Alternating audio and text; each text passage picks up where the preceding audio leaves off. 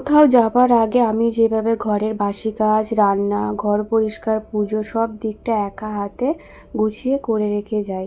Hello বন্ধুরা, good morning. সবাই কেমন আছো? আশা করছি সবাই ভালো আছো, সুস্থ আছো। আমার এই ছোট্ট পরিবারে নতুন আরও একটি ব্লগে তোমাদেরকে অনেক অনেক স্বাগত আর অনেক অনেক ভালোবাসা। এখন ঘড়ির কাঁটায় বাজে ওই যে সকাল 8:30। এখন থেকে তোমাদেরকে সাথে নিয়ে আজকের ব্লগটা শুরু করছি। আশা করছি ব্লগটা তোমাদের ভালো লাগবে। তো এই কদিন তো রান্নাবান্না দিয়েই ব্লগটা শুরু করছি। রান্নাবান্না বলতে একদিন সকালে টিফিন দিয়ে শুরু করেছিলাম ওই কালকে, আর আজকে হচ্ছে রান্নাবান্না দিয়েই শুরু করছি।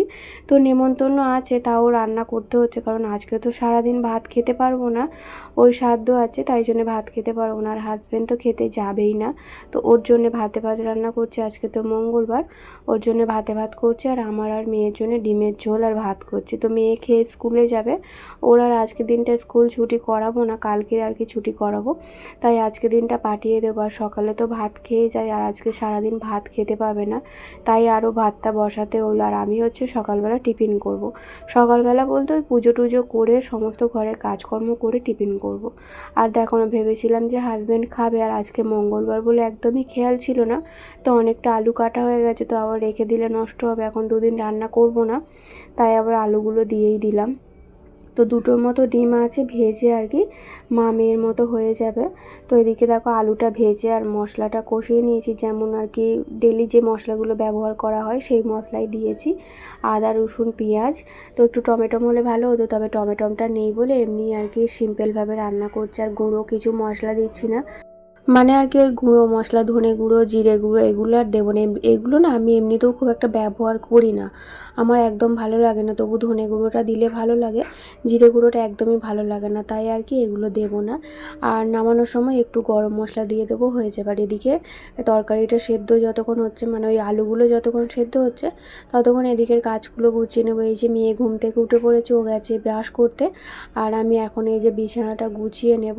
তো এই কটা দিন না ঘরের কাজকর্ম তো করতেই হচ্ছে, তার মধ্যেও না অনেকটা মানে কি বলবো চাপের মধ্যে আর কি পড়ে গেছি। এই যে যাওয়া আসা এতটা রাস্তা, খুবই কষ্ট হচ্ছে। কয়েকটা দিন আমার জার্নিংটা বেশি হয়ে যাচ্ছে, সন্ধ্যাবেলা আবার এসে রান্না করা, মানে যেমন আর কি ডেলি রুটিন থাকে সেরকমই হচ্ছে। তার মধ্যেই আবার দুপুরবেলা ওই যাওয়া আসা করতে হচ্ছে, খুব কষ্ট হয়ে যাচ্ছে, এক্সট্রা খাটুনি হয়ে যাচ্ছে। যাই হোক, এই কটা দিন আর কি, এই 4টে দিন কাটলে আর কি আমি একটু নিশ্চিন্ত হই, আর ভালো লাগছে না যাওয়া আসা করতে। তো এখনও কালকে দিনটা আছে, আজকে দিনটা তো যেতে হবে, কালকে দিনটাও যেতে হবে।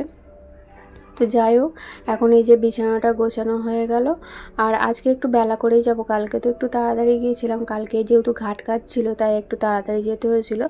আজকে ওই যাব 1টার দিক করে যাব, মেয়েকে স্কুলে পাঠিয়ে দিয়ে আমি ওই খাওয়া দাওয়া করে একটু রেস্ট নেব, তারপরে আর কি যাব। গিয়ে তো সেই আজকাল কোনো রকম কাজকর্ম নেই, গিয়ে বসেই থাকতে হবে, আর সাধ্যের কাজ অনেকটা লেট করেই শেষ হয়, তাই আর কি বেলা করেই যাবো। গিয়ে তো খাবো না, সেই খাবো ওই 4টে 4:30 দিক করে খাবো আর কি।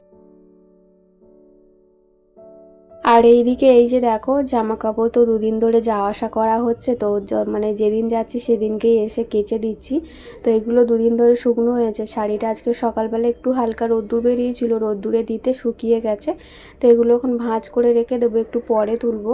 তো ওদিকে রান্না হচ্ছে, রান্নাটা যতক্ষণ হচ্ছে ততক্ষণ এই টুকটাক কাজগুলো আর কি করে নেওয়ার চেষ্টা করছি। তো রান্না হতে আর কি দাঁড়িয়ে থাকলে, মানে যতক্ষণ আর কি সেদ্ধ হচ্ছে ততক্ষণ যদি আমি দাঁড়িয়ে থাকি আরও সময় লেগে যাবে, তাই আর কি এই কাজগুলো গুছিয়ে নিচ্ছি। তো মেয়ের এইগুলো আর কি দুদিন ধরে শুকনো হয়েছে। শাড়িটা একদম পাতলা, তো সুতির শাড়ি একদিনে শুকনো হয়ে গেছে।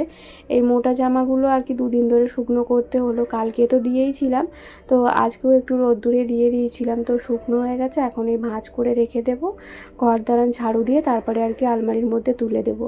আবার এখনও একটা দিন আছে, মানে আজকে দিনটা আছে, কালকে দিনটা আছে, তো আবার যেগুলো আর কি পরে যাব সেগুলোও কাচতে হবে। বর্ষার দিনে এই একটা সমস্যা, প্রত্যেক দিনের এই শাড়ি টাড়ি পরে গেলে কাচার খুব সমস্যা, কাচার না মানে শুকনো করার।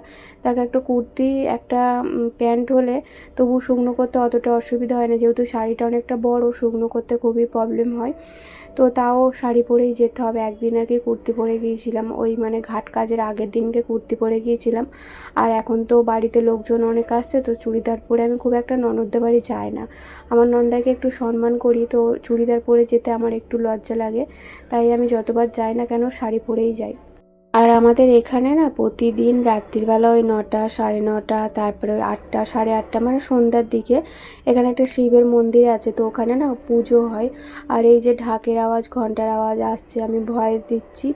তো এখন এই ননদদের বাড়ি থেকে এলাম, এখন না মানে ওই সন্ধ্যেবেলা এলাম, এসে চাটা খেয়ে একটু রেস্ট নিয়ে আর ভিডিওটা এডিট করে এখন ওই ভয়েস দিতে বসলাম। কালকে তো আর সময় পাবো না ভয়েস দেওয়ার, ওই কালকে আবার যেতে হবে, কালকে ওই আশপান্না আছে যেতে হবে। তো কালকে একটু তাড়াতাড়ি যাব, ননদ বলেছে একটু তাড়াতাড়ি যেতে, আজকে লেট করে গেলে কোনো অসুবিধে নেই, কালকে একটু তাড়াতাড়ি যাব। তো ওদিকে দেখো তরকারি যতক্ষণ সেদ্ধ হচ্ছে ওদিকে কিন্তু আমার গোছানো হয়ে গেল, বিছানা গোছানো হয়ে গেল।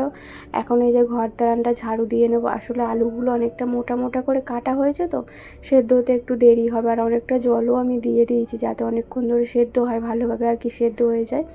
তো ততক্ষণে এদিকে ঝাড়ু দিয়ে নেব, দিয়ে তারপরে ঘরটা মুছে নেব। আর আজকে আবার মেয়েকে স্কুলে দিতে যেতে হবে, মানে আমার হাজব্যান্ডের প্রচুর কাজের চাপ আছে। হাজব্যান্ড বলে গেছে দিয়ে আসতে পারবে না, মানে কোনো রকমই আনতে যাবে। তো দিয়ে আসার জন্যেই আর কি ঘরের কাজগুলো একটু তাড়াতাড়ি করে নিচ্ছি। দেখো ওদিকে দিয়ে আসতে গেলে না ওখানে আমার আধ ঘন্টা পৌনে 1 ঘন্টা সময় চলে যায়।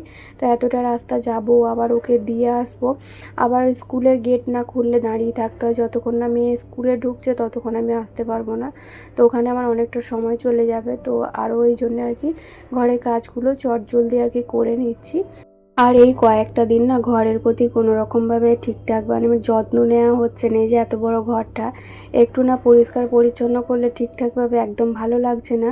তো ওই কয়েকটা দিন একদমই করা হচ্ছে না। এই যে এত দূর যাতায়াত করতে হচ্ছে, ঘরে রান্না আছে, এসে রান্না আছে, একদমই সময় পাচ্ছি না। ঘর দালানগুলো যে একটু পরিষ্কার করব, ঝাড়বো, তো সব কেটে গেলে ভাবছি করতে হবে। তবে টুকটুক করে একটু আধটু করে করছি, যেগুলো একদম আর কি নোংরা হয়ে যাচ্ছে সেগুলো কিন্তু আমি প্রতিদিনই করছি। ওই ডাস্টিংয়ের কাজটা আমাকে প্রতিদিনই করতে হয়, সব দিন তোমাদের সঙ্গে শেয়ার করি না, কিন্তু ওই যে ওপরে ঝুল টুলগুলো হয়ে গেছে এগুলো আর কি পরিষ্কার করা হচ্ছে না, এগুলো তো অনেকটা করে সময় লাগবে।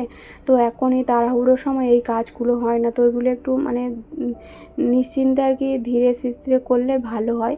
তো এদিকে দেখো আমার আলুটা খুব বেশি সেদ্ধ হয়ে গেছে, তো বেশি ঘাটাঘুটি করব না, বেশি ঘাটাঘুটি করতে গেলে কী হবে বলো তো, আলুটা একদম ঘেটে যাবে। তো ডিমগুলো দিয়ে হালকা একটু ওপর থেকে গরম জল মানে গরম মশলা দিয়ে নামিয়ে নিলাম।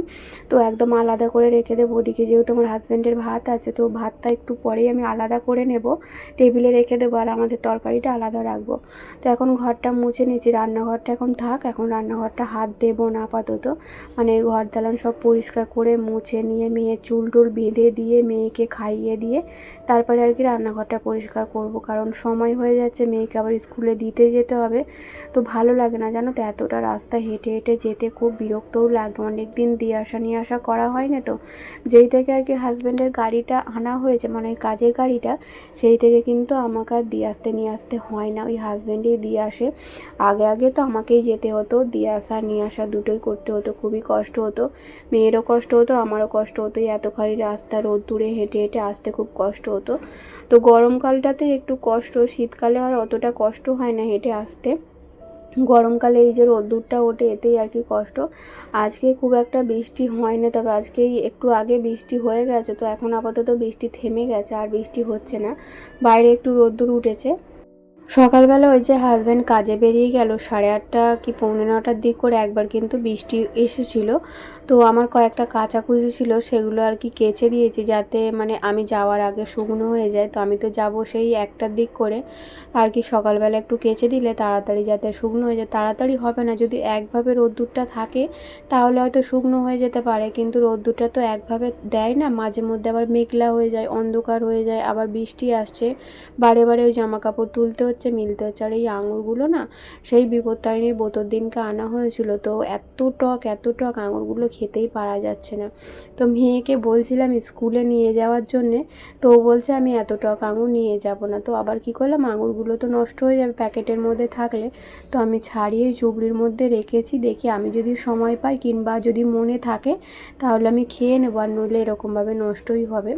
আর দেখো বোতলগুলো সব খালি হয়ে গেছে, কিন্তু এখন ভরার মতো আমার সময় নেই। নেই, এখন অনেক কাজ আছে, এই যে ডাস্টিংয়ের কাজগুলো করতে হচ্ছে। তো ফ্রিজটা মানে জলের দাগ হয়েছিল ওপর থেকে, যেহেতু আমাদের জল পড়ে বৃষ্টি হলে না, ফ্রিজের ওপর মানে ফ্রিজের ওপরে জল পড়ে, আর এই যে জল গড়িয়ে গড়িয়ে ফ্রিজটা একদম দাগ হয়ে গেছিলো। তো ফ্রিজটা ওই জন্য একটু কলিন দিয়ে ভালো করে মুছে নিলাম। তারপরে ওই আলমারিগুলো আর কি একটু মুছতে হবে, তবে ওগুলো কলিন দিয়ে মুছবো না, ওগুলো একটু এমনিই মুছে নেব। আর এই জায়গাগুলো জামা কাপড়ের র্যাকের ওপরগুলো একটু নোংরা হয়ে গেছে, এই জায়গাগুলো একটু মুছে নেব। তো এখন অনেকটা সময় পর তো মেয়ে স্কুলে চলে গেছে, তো আমাকে আর দিতে যেতে হয়নি জানো তো। তো আমাদের পাশের বাড়ি একজন আর কি যায়, আমার মেয়ে স্কুলেই আর কি পড়ে। তো ওর বাচ্চাটা একদমই ছোট, সবে নার্সারিতে পড়ে। তো ও দিতে যাচ্ছিলো ওই মানে 11টা বাজতে 10 মিনিট বাকি, তখন ও দিতে যাচ্ছিলো। তো আমি ওকে বলে রেখেছিলাম যে মেয়েকে একটু নিয়ে যাওয়ার জন্য, ও তো স্কুটি নিয়ে যায়। তো মেয়েকে আর এতটা রাস্তা হাঁটতেও হবে না, তো ওর স্কুটি করে চলে গেছে আর কি। তো আমার এদিকে একটু সুবিধা হলো, ঘরের কাজকর্মগুলো একটু তাড়াতাড়ি আমি করতে পারবো। আর প্রচণ্ড না খিদেও পেয়ে গেছে, তাই জন্য আর কি মেয়েকে আর দিতে যেতে পারলাম না। যখন আমার খুব খিদে পায় না, তখন আমার হাত পা কাঁপে, মাথা ঘোরে, খুব কষ্ট হয়।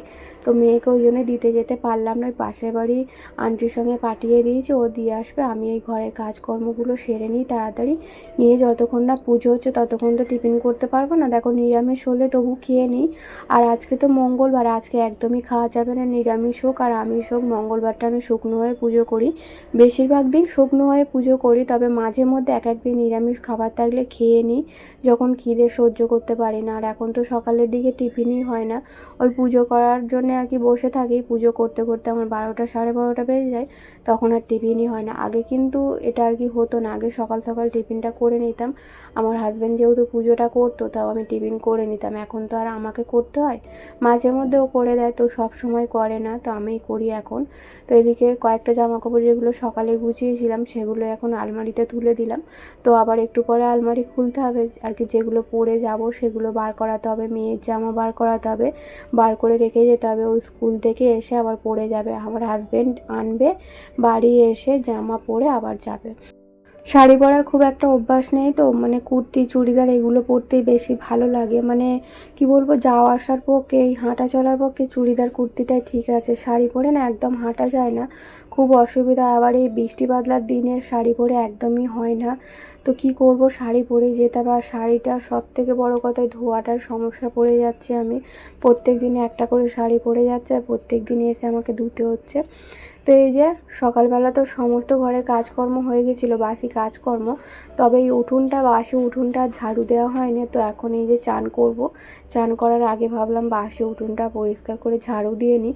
আজকে আর এগুলো বাইরে বার করাবো না, আজকে এখানে জড়ো করে রেখে দেবো, একবারে অনেকটা হলে প্লাস্টিকে করে তুলে নিয়ে গিয়ে বাইরে ফেলে দেবো। আর আমাদের না ড্রেনে কিছু ফেলতে দেয় না, আমার হাজব্যান্ড বলে ড্রেন জাম হবে। তো পেছন দিকে বাড়ির লোকগুলো তো মানে কোনো কিছু বাদ বিচার করে না, যত রাজ্যের প্লাস্টিক সব ড্রেনে ফেলে, তবে আমাদের একদমই ফেলতে দেয় না। আমার হাজব্যান্ড বলে কে কী করছে সেটা দেখার দরকার নেই, তুমি নিজে কী করছো সেটা দেখো। তো আমাকে ওই জন্য একদম ড্রেনে কিছু ফেলতে দেয় না।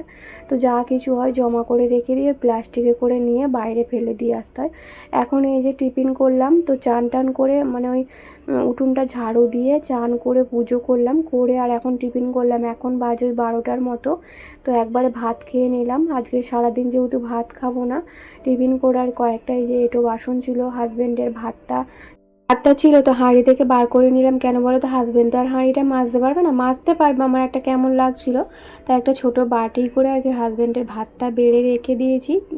ভাত তারপরে আলু সেদ্ধ মাখিয়ে রেখে দিয়েছি, দিয়ে আর এই বাসনগুলো মেজে রেখে দেবো। আর যে কটা আর কি বাসন আছে, মানে ওই একটা থালা আর একটা বাটি, তো এগুলো আর কি হাজব্যান্ড মেজে দেবে, আমার জন্য আর ফেলে রাখবে না। ওকে মাজতে বারণ করি, বলি যে আমার জন্য ফেলে রাখবে, কিন্তু ও শোনে না, মেজে নেয়।